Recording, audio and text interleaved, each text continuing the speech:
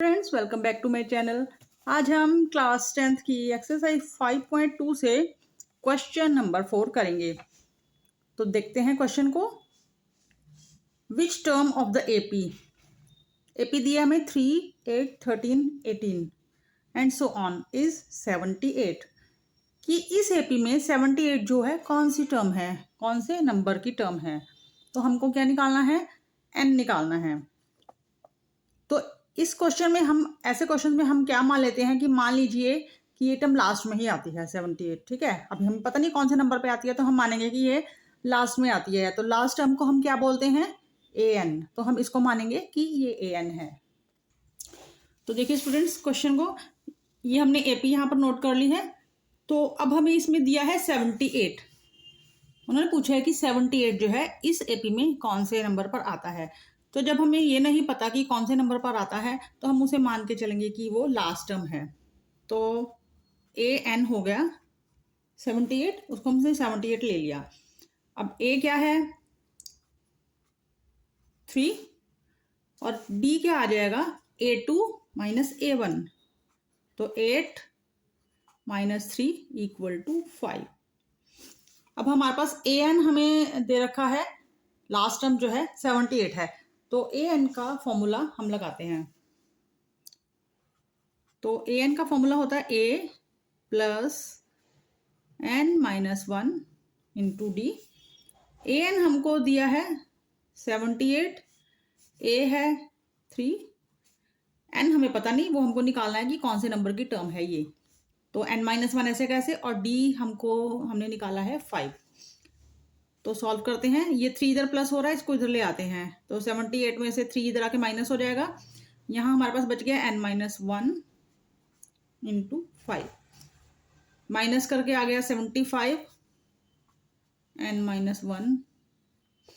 तो देखिए 5 को इधर ले आए, 5 यहाँ मल्टीप्लाई हो रहा है, तो यहाँ आके डिवाइड हो गया इक्वल टू n माइनस 1। ये कैंसिल हो जाएगा यहाँ पे। तो 5 1 5, 5 5 25।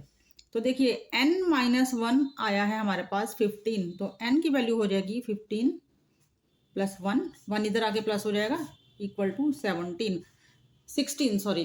तो देखिए n इक्वल टू 16 आया है। तो मतलब ये 78 जो है ना, ये 16 नंबर की टर्म है। उन्होंने यही पूछा ना कि कौन से नंबर की टर्म है, ये कौन सी टर्म है, कौन से नंबर पे आती है। तो n की वैल्यू होगी 16। तो आंसर हमारा आ गया 16। तो 16 नंबर की जब अगर हम टर्म निकालेंगे तो वो क्या आएगी 78। तो देखिए स्टूडेंट्स, क्वेश्चन नंबर 5 एपी दी है हमको 7, 13, 19 और लास्ट की टर्म है 205। और इसमें हमको निकालना है नंबर ऑफ टर्म्स, एन की वैल्यू निकालनी है।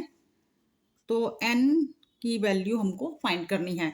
तो इस एपी से हमें क्या वैल्यूज मिल सकती है, हम वो ले लेते हैं। ए है 7, डी आ जाएगा 13 माइनस 7 6। और ये देखिए ये लास्ट की टर्म है, एपी यहाँ पर खत्म हो रही है। तो मतलब ये क्या है हमारे पास ए एन की वैल्यू दी हुई है। ये सब चीजें हमारे पास हैं और एन हमको फाइंड करना है। तो जो टर्म हमारे पास दी है, हम क्या कर सकते हैं, इसका फॉर्मूला ही लगा सकते हैं और तो कुछ नहीं कर सकते। तो ए एन का फॉर्मूला लगा देते हैं। तो a n equal to a plus n minus 1 into d. A n है 205, ए है 7 प्लस एन निकालना है n माइनस 1 और d है 6। तो 205, 7 को पहले इधर ले आते हैं, ये प्लस हो रहा है तो इधर आके हो जाएगा minus equal to n minus 1 into 6। तो माइनस करते हैं 198 n माइनस 1 इंटू 6। तो अब 6 को इधर ले आते हैं। तो 198, 6 यहाँ मल्टीप्लाई में है, यहाँ डिवाइड में हो जाएगा n माइनस 1। तो काट देते हैं। 6 3 ज़ा 18 और 6 3 ज़ा 18। ये 6 लगाना है साथ में। और सॉरी 6 तो हमने इधर ले लिया ना, तो ये 6 नहीं आएगा। तो देखिए 33 आ गया। तो n माइनस 1 ये नहीं आएगा, ये क्योंकि 6 हमने यहाँ पर लगा दिया है। तो ये हमारे पास बचा है n माइनस 1 इक्वल टू 33। तो n क्या आ जाएगा 33 प्लस 1। ये हो गया 34। तो आंसर हमारा आ गया 34। तो यानी इस एपी में उन्होंने पूछा था नंबर ऑफ टर्म्स कितनी है, 34 टर्म्स हैं। इस एपी में 34 टर्म्स होंगी। तो फिफ्थ क्वेश्चन का सेकंड पार्ट करते हैं। एपी दिया है हमको 18, 15, 1/2, 13 एंड लास्ट की टर्म है -47। तो हमें इसमें नंबर ऑफ टर्म्स निकालनी है, मतलब एन हमको निकालना है। तो इस एपी से क्या क्या चीजें हमें मिल सकती है वो देखते हैं। पहले ए है 18, डी निकालते हैं। डी होगा A2 - A1। तो A2 को लिखेंगे, 15 को 2 से मल्टीप्लाई किया 30 + 1 31। तो 31/2 माइनस A1। A1 की वैल्यू है 18। एलसीएम से इसको सॉल्व कर देते हैं। यहाँ पर आएगा 31 और यहाँ आएगा 36। तो माइनस करके आ गया -5/2। तो डी की वैल्यू हमारी आ गई -5/2। और ये -47, यहाँ पर एपी कंप्लीट हो रही है हमारी, खत्म हो रही है। तो ए एन की वैल्यू है -47। नंबर ऑफ टर्म्स हमको निकालनी है। तो ए एन है, इसका ही फॉर्मूला लगा देते हैं। A n equal to a plus n-1 into d. Students, video अच्छा लगे तो वीडियो को लाइक जरूर कर देना और सब्सक्राइब जरूर कर देना, बाद में आप भूल जाते हो, तो इसलिए अभी सब्सक्राइब कर देना। ओके, अब देखिए ये ए एन की वैल्यू पुट करते हैं -47। ए है 18 plus n-1 into D. D है -5/2। इसको ब्रैकेट में लिखते हैं। अब पहले 18 को इधर लाएं तो -47 ऐसे लिखा, ये प्लस हो रहा है, इधर आके हो गया माइनस। इक्वल टू आ गया हमारे पास n-1 इंटू -5/2। दोनों के साइन एक जैसे हैं तो ऐड करेंगे, तो ये आ जाएगा 15 -65। और बड़ा जो नंबर होता है उसका साइन आता है तो -65। तो n-1 और ये जो -5/2 है ये ऐसे का ऐसे हमने लिख दिया। अब क्या करेंगे, n-1 को इधर ही रखेंगे। ये जो है ना -5/2 ये इधर जाएगा, यहाँ पे ये मल्टीप्लाई हो रहा है तो इधर आके डिवाइड हो जाएगा। तो डिवाइड करने के लिए ऐसे अगर फ्रैक्शन को हमें दूसरी साइड लेके जाके डिवाइड करना तो क्या करते हैं, उस फ्रैक्शन का रेसिप्रोकल कर देते हैं। तो 5/2 का हो जाएगा यहाँ पर -2/5 और इक्वल टू में हमारे पास n-1 रह गया। अब देखिए कट जाएगा, 5 से काटते हैं, 5 1 5, 5 3 15, 13 को 2 से मल्टीप्लाई किया 26। माइनस माइनस है ना, दोनों के साइन एक जैसे हैं तो यहाँ पर प्लस हो जाएगा n-1। अब n की वैल्यू निकालते हैं तो 26, ये 1 को इधर लेके जाते हैं 26 के साथ, तो माइनस हो रहा है ये 1, तो इधर आगे हो जाएगा प्लस। तो वैल्यू आ गई n की 27। तो आंसर आ जाएगा 27। इस एपी में 27 नंबर ऑफ टर्म्स होंगी। अब देखिए students, question number 6, check whether -150 is a term of the AP. AP दिया हमको 11852। हमें पता करना है कि ये जो -150 है ना, ये इस एपी को टर्म है, मतलब इस एपी में ये आता है -150। तो चेक करते हैं। तो जब किसी टर्म को हमें पता करना हो कि वो एपी में आता है या कौन से नंबर पे आता है, तो उसको हम मान लेते हैं ए एन मान लेते हैं, उसको लास्ट में मान लेते हैं कि वो लास्ट में ही आता होगा। तो लास्ट टर्म है ये हमारी ए एन। तो ए एन है हमें -150 दिया हुआ है। तो देखिए स्टूडेंट्स, एपी ले लिया है हमने, लिख लिया है, और हमें -150 बताना है कि वो इस एपी में आता है, और अगर आता है तो कौन से नंबर पे आता है नहीं आता है। तो हमने इसको मान लिया कि लास्ट में ही आता होगा। ए एन है ये हमारा लास्ट टर्म।